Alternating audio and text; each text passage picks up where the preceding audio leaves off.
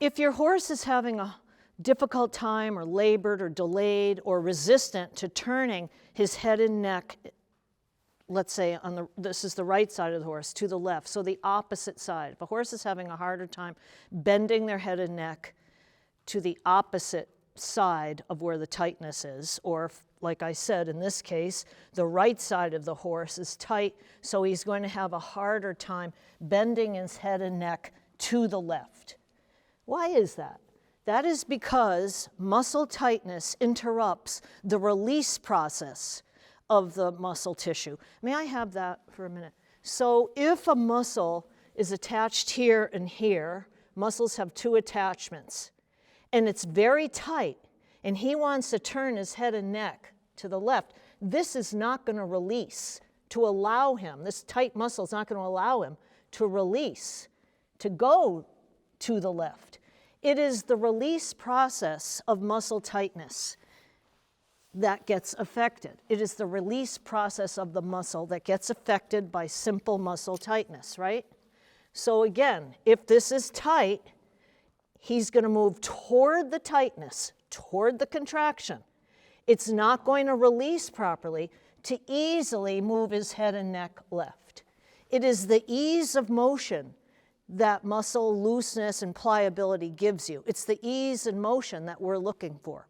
So one of the principal muscles in the horse's body that will inhibit the freeness to bend to the left, let's say in this particular case, is the brachiocephalicus muscle. It attaches here. It's got two forms of attachment, one up here and one down at the point of the shoulder, down in here.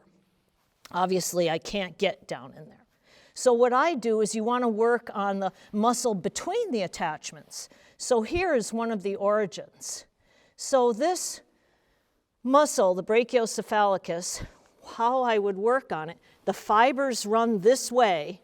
So I would take a very, very loose back of my fingers, and I'd stand with my leg, my right leg back, and move into my hand and do compressions first. Have his head toward you. Hi. Hi, fella. You look handsome. Don't get all over exuberant now. And I would widen the fibers with the compressions, okay, like this. That's already loosening on him. Then I would go to where the origin is, and I would put direct pressure there, cross the fibers to break it up, and then do compressions again. All of this is written about in my book, Keeping Horses at Their Best. It's a hands-on guide to equine sports massage. This is one, it's got 30 common performance problems. This is one of the problems in the book that's got a color photograph, and it illustrates how to work on the horse and how long to work on it and reasons this gets tight. So this is reflected in, wait a minute, honey. This is reflected in my book. You would do compressions. You can see how he likes that, all right? Compressions widen the fibers, bring more blood to the area. Wait a minute, honey. That's my boy. There. And then you can do some cross fiber at the bottom of it, because this is often tight, because horses brace here. They lean from the hind end here.